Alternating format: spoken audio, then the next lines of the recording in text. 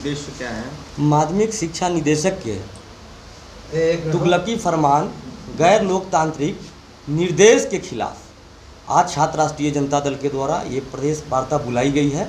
जैसा कि आप सभी जानते हैं कि माध्यमिक शिक्षा के निदेशक ने पिछले महीने में किस तरीके से बिहार के सभी जिला शिक्षा पदाधिकारी को एक लेटर निर्गत किया और निर्देश दिया। उस लेटर के माध्यम से बिहार में जितने भी उत्क्रमित विद्यालय हैं, उत्क्रमित मध्य विद्यालय हैं, जहां जो बच्चे पढ़ रहे हैं, अगर वो 8वीं के वहां से पास कर लिए हैं तो 9वीं कक्षा में नामांकन उनका उसी पंचायत के उच्च विद्यालय या उत्क्रमित उच्च विद्यालय में होगा, जो सरासर ये छात्र छात्राओं के हित में नहीं है। ये अलोकतांत्रिक है, अव्यवहारिक है। एक तरफ आप टीचर लाते हैं मध्य प्रदेश से, आप यूपी से, झारखंड के टीचर भी हमारे यहाँ हैं, तो वो पढ़ाने वाले लोग आएंगे एमपी से या यूपी से। अब पढ़ने वाला बच्चा जिनको 9वीं में नामांकन कराना है वो एक पंचायत से दूसरे पंचायत में नहीं जा सकते, वो नामांकन नहीं ले सकते हैं क्या? ये कैसा निर्णय है? ये माध्यमिक शिक्षा निदेशक के ये कौन सा फरमान है?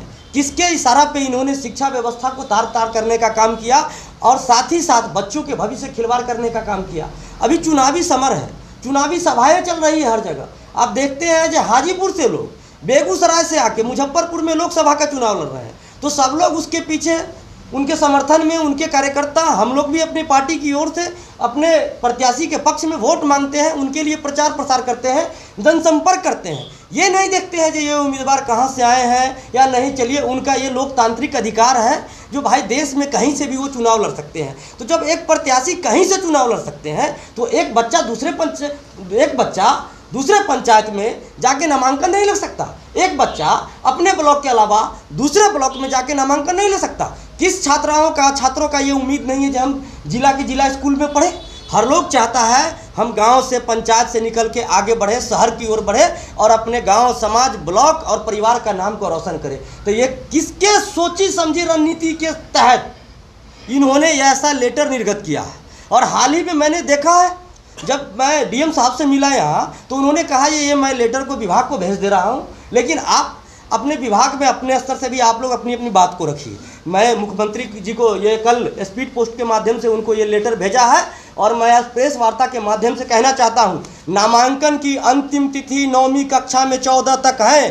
अगर ये तुगलकी फरमान को वापस नहीं लिया गया तो छात्र राष्ट्रीय जनता दल चरणबद्ध आंदोलन करेगा। छात्र छात्राओं के हित का हम हनन होने नहीं देंगे। यही संकल्प छात्र राष्ट्रीय जनता दल की है। क्या लग रहा है विद्यालय इसको लेकर के आंदोलन के लेके मैंने मुख्यमंत्री को लिखा, प्रतिलिपि जिलाधिकारी और जिला शिक्षा पदाधिकारी को।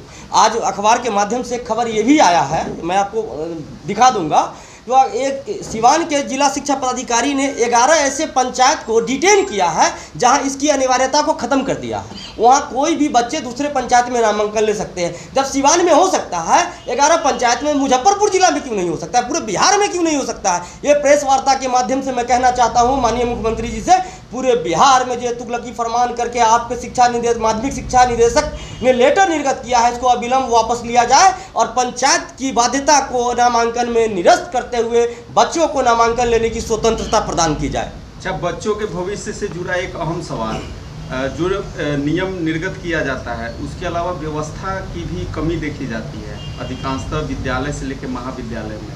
पहले वो जरूरी है कि ये जरूरी? देखिए, सबसे पहले व्यवस्था तो एकदम बेहतर होनी ही चाहिए, लेकिन आप देखेंगे शहर के तुलना में ग्रामीण क्षेत्र के स्कूलों के दोनों व्यवस्था में आपको अंतर स्पष्ट हो जाएगा। जिला के डीएन स्कूल है, जिला स्कूल है, आवेदा हाई स्कूल है और राधा कृष्ण केडिया है, उसको जाके आप मुआयना कर लीजिए। और किसी ग्रामीण एरिया में चले जाइए, वहाँ के उच्च विद्यालयों को देख लीजिए, सही ढंग से वहाँ पे शौचालय की व्यवस्था नहीं है। जो छात्राएं वहाँ पढ़ती हैं उनके लिए शौचालय की व्यवस्था नहीं है, स्मार्ट क्लास की व्यवस्था नहीं है। तो हर लोग तो चाहेगा जब हम 8वीं यहाँ से किए हैं तो हम बेहतर स्कूल में जाएँ, तो बेहतर व्यवस्था आप शहर में देते हैं। अब बच्चों को कहते हैं नहीं, आपको गाँव में ही रह के पढ़ना है। तो आप ऐसा क्यों? एक प्रदेश में ये दो तरह के नियम क्यों? जो शहर में जो बच्चे पढ़ेंगे उसके लिए बेहतर व्यवस्था, बेहतर स्कूल, जो गांव में है आप उसको उसी पंचायत में रोकना चाहते हैं और व्यवस्था नहीं। तो सबसे पहले व्यवस्था आपको वहाँ पे उपलब्ध कराना चाहिए, उसके बाद इस तरह का निर्णय आपको लागू करना चाहिए। लेकिन उस समय भी इस निर्णय का हम लोग खिलाफ इसलिए करते क्योंकि नामांकन की स्वतंत्रता आपको प्रदान करनी चाहिए बच्चों को, जिसकी जहां इच्छा है वहां नामांकन ले सकेगा। क्योंकि बिहार एक पिछड़ा राज्य है और बिहार में बहुत सारे ऐसे परिवार हैं जो जीविकोपार्जन के लिए बिहार से बाहर वो अपना कमाते हैं, वहाँ पे काम करने के लिए, रोजगार के लिए जाते हैं, अपने बच्चों को सगे संबंधियों के यहाँ रख देते हैं, वहाँ के स्कूल में वो नामांकन लेके पढ़ते हैं, अपने सगे संबंधियों के भरोसे छोड़ के जाते हैं। जिनके माता पिता यहाँ नहीं है वो अपने घर पे अकेले कैसे रहेंगे? इसीलिए इस निर्णय को वापस लेना ही चाहिए सरकार को। कॉलेज से इंटरमीडिएट को ख़त्म कर दिया गया है। अब यही तो है ना, जो आप इंटरमीडिएट को ख़त्म करके आप 10+2 बोलते हैं, जो 10+2 में हम जो बच्चा एडमिशन वहाँ लेगा वो पास करके आएगा तो कॉलेज में नामांकन लेगा। और दूसरी तरफ आपकी व्यवस्था जर्जर है, आपकी व्यवस्था लचर है, आपकी व्यवस्था आपके पास नहीं है और रोज़ आपके यहाँ से लेटर निर्गत होता है, लेटर निर्गत होता है। तो क्या भाई, ये चुनाव की अगर बात करेंगे हम, चुनावी समर में ये चुनाव किसके लिए है? आम आवाम के लिए है। और देश का भविष्य छात्र नौजवान है, प्रदेश का भविष्य भी छात्र नौजवान है। अगर इस भविष्य पे संकट आ जाएगा तो आप कैसे विकसित प्रदेश और विकसित देश का आप उम्मीद कर सकते हैं?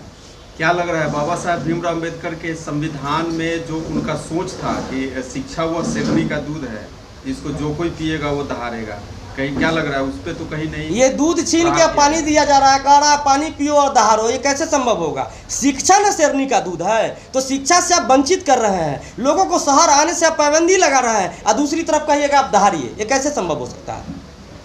ये संभव ही नहीं है। शिक्षा, आप क्वालिटी ऑफ एजुकेशन देने की बात करते हैं तो व्यवस्था भी उस ढंग का दीजिए, फ्रीडम भी बच्चों को दीजिए। अब फ्रीडम है ही नहीं, आपके पास व्यवस्था है नहीं, आप रोज नियम पे नियम, नियम पर नियम लागू किए जा रहे हैं। ये अलोकतांत्रिक, अव्यवहारिक है। इसलिए छात्र राष्ट्रीय जनता दल इस निर्देश का पूर्ण रूपेण विरोध करती है।